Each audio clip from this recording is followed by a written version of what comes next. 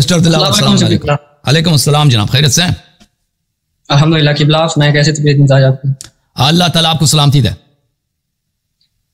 قبلہ میں بہت اللہ تعالیٰ کا احسان مند ہوں کہ اللہ تعالیٰ نے آپ کو جو ہے نا ایک رہنما کی صورت میں ہمیں دیا، آپ کا اللہ تعالیٰ آپ کو ایمان میں رکھے۔ تو قبلہ میرے ایک دو سوال ہیں، تو ان کے بعد میں چاہتا ہوں کہ آپ مجھے کلمہ حق پڑھائیں۔ تو پہلے اگر میں سوال کر دوں تو اگر آپ جواب دے دیں۔ جی سر، آپ شیعہ تو نہیں ہیں بھائی؟ لوگ کہیں گے آپ پہلے سے شیعہ ہیں۔ نہیں، کیسے کہیں گے؟ ابھی ہونا ہے، آپ کے زبان مبارک سے ہونا ہے ابھی۔ اللہ آپ کو سلامتی دے۔ کیا حکم، کیا سوال ہے بھائی؟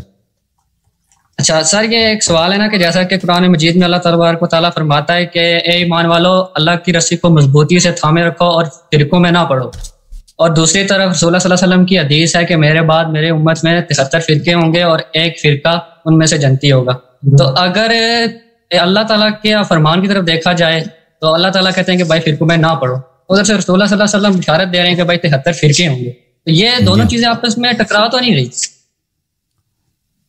تفرقو، متفرق نہ ہو جاؤ نا، اللہ کی رسی کو راستے تھامے پکڑو۔ اور اللہ کی تو کوئی رسی نہیں ہے نا، اس طرح کی کوئی رسی ہو مکہ مدینہ میں یا کہیں جائے رسی ہو اس طرح، تو لازمی بات ہے۔ اس سے مراد کیا ہے؟ اس سے مراد لفظ رسی نہیں ہے، اس سے مراد کوئی وہ سبب نجات ہے۔ تو وہ رسول صلی اللہ علیہ وسلم نے فرمایا کہ میں تمہارے درمیان چھوڑ کے جا رہا ہوں کہ اگر اس کی اتباع کرو گے کبھی گمراہ نہ ہو جاؤ گے۔ وہ کون ہے؟ قرآن اور اہل بیت طاہرین علیہم الصلاۃ والسلام۔ تو سب فرقے دیکھیں، سب فرقے تو جنتی نہیں ہے، سب فرقے جہنمی ہیں سوائے ایک فرقے کے۔ جنتی فرقہ وہی ہوگا جس کی بشارت رسول صلی اللہ علیہ وسلم نے دی ہے کہ میں تمہارے درمیان چھوڑ کے جا رہا ہوں اس کو کہ اگر اس کی اتباع کرو گے کبھی گمراہ نہ ہو جاؤ گے، کیونکہ پیغمبر صلی اللہ علیہ وسلم لیڈر ہیں، قائد ہیں، رہنما ہیں۔ جب تک وہ زندہ ہیں تو وہ ہدایت کا چراغ بہت واضح ہے، ٹھیک ہے، جب تک وہ زندہ ہیں۔ تو وہ جب دنیا سے جا رہے ہیں تو لازمی بات اختلافات پیدا ہوں گے، سوال کس سے کرنا ہے، کس کی بات صحیح ہے، کس کی ہم نے بات ماننی ہے، ٹھیک ہے نا۔ تو یہ تو ان کے وفات کی بات ہے، ان کے وفات کے بعد یہ سوال طرح کیے جائیں گے۔ تو رسول صلی اللہ علیہ وسلم نے سوال کا جواب دے دیا کہ تمہاری گمراہی یقینی ہے، مگر یہ کہ تم قرآن اور اہل بیت علیہ السلام کی اتباع کرو۔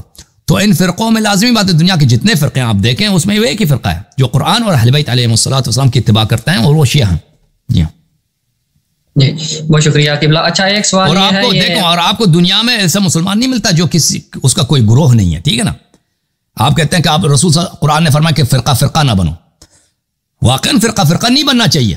فرقے ان لوگوں نے بنا دیے جنہوں نے قرآن اور اہل بیت علیہ السلام کو چھوڑا ہے۔ فرقے تو ان لوگوں نے بنائے نا، اللہ نے تو ایک ہی مذہب نازل کیا جو رسول صلی اللہ علیہ وسلم کی مذہب ہے کہ ان کے بعد ان کے اہل بیت کی اتباع کی جائے۔ تو فرقے تو دوسروں نے بنا دیا کہ اہل بیت علیہ السلام کو چھوڑ کے انہوں نے اپنے مکاتب بنا دیے۔ جی شکریہ قبلہ۔ اچھا میرا یہ دوسرا سوال تھا کہ سورۃ الانسان میں آیت نمبر 21 ہے نا کہ اللہ تعالیٰ فرماتا ہے کہ اہل جنت کے اوپر کی پوشاک سبز باریک اور موٹے ریشمی کپڑے ہوں گے اور انہیں چاندی کے کنگن پہنائے جائیں گے اور ان کا رب ان کو پاکیزہ شراب پلائے گا۔ تو کیا اہل تشیع حضرات جو ہاتھوں میں کڑا پہنتے ہیں تو اس کڑے کو مطلب ثابت کرنے کے لیے یہ حدیث ہم پیش کر سکتے ہیں کہ بھائی دیکھو کہ ادھر بھی تو اللہ کڑے پہنائے گا؟ وہ کڑا کوئی وہ اس کی کوئی سنت نہیں ہے، یہ لوگ ایسے ہی پہنتا ہے نا، جو ملنگ پنجاب میں کڑا پہنتا ہے، یہ کوئی شرعی حکم نہیں ہے، یہ ان کے ہاں ایسا رسم ہے۔ جی تو اگر قبلہ کو پہن لیتا ہے تو اس پہ کوئی شرعی حد نہیں، وہ حرام نہیں ہے۔ آپ اگر کوئی چیز پہننا چاہتے ہیں نا وہ حرام تو نہیں، آپ پہننا چاہیں پہن لیں، لیکن وہ کوئی سنت کوئی شریعت کا حکم نہیں ہے کہ کڑا پہننا۔ یہ جو چیزیں پہننا وہ مستحب ہے بھائی، وہ انگوٹھی ہے، عقیق فیروزہ کی انگوٹھی، یاقوت کی انگوٹھی یا زمرد کی انگوٹھی، یہ چیزیں مرد کے لیے مستحب ہے، ٹھیک ہے نا۔ اور اچھا لباس، خوبصورت لباس پہننا مستحب ہے، یہ چیزیں مستحب ہیں۔ لیکن یہ کہ انسان کڑا پہنے یہ کوئی شرعی حکم نہیں ہے، وہ پنجاب میں کلچر بن گیا ہے۔ ہاں وہ تو کلچر ہے۔ بہت شکریہ۔ تو قبلہ اگر آپ مجھے کلمہ حق پڑھوا دیں۔ سے بولیں بسم اللہ الرحمن الرحیم۔ بسم اللہ الرحمن الرحیم۔ اشہد ان لا الہ الا اللہ، اشہد ان لا الہ الا اللہ، واشہد ان محمدا واشہد ان محمدا عبدہ ورسولہ، عبدہ ورسولہ، واشہد ان علیا امیر المؤمنین خلیفۃ اللہ وخلیفۃ رسولہ واشہد ان فاطمۃ الزہراء سیدۃ نساء العالمین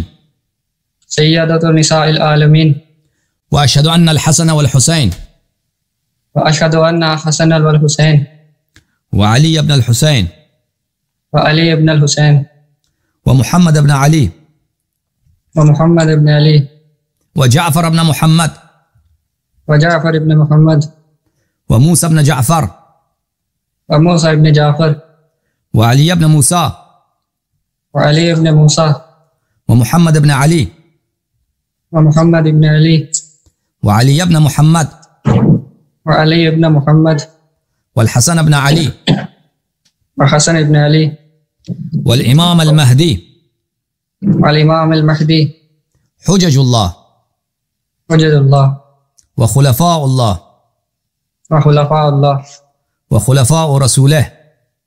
وخلفاء رسوله. آج سے میں 14 معصومین علیہم السلام کا، محمد و آل محمد علیہم السلام کا، آج سے میں 14 معصومین کا اور آل محمد کا غلام ابن غلام اور شیعہ ہوں. غلام ابن غلام اور شیعہ ہوں. ان کی اتباع کرنا اور ان کی نصرت کرنا، ان کی اتباع کرنا اور ان کی نصرت کرنا میرا دین ہے، میرا دین ہے. ان کے دشمنوں سے بیزار ہوں، ان کے دشمنوں سے بیزار ہوں. اللہ آپ کو عزت دے میرے بھائی، اللہ آپ کو سلامتی دے. بہت شکریہ قبلہ، بہت شکریہ. تھینک یو میرے بھائی. جوم جاؤ، پرواز کرو، کیوں فخر سے سر اٹھا، کیونکہ اللہ تعالیٰ نے تمہیں انتخاب کیا. صراط حق پر صرف تم ہو، صراط ایمان پر صرف کیا، کیونکہ اللہ تعالیٰ نے تمہیں انتخاب کیا. صراط حق پر صرف تم ہو، صراط ایمان پر صرف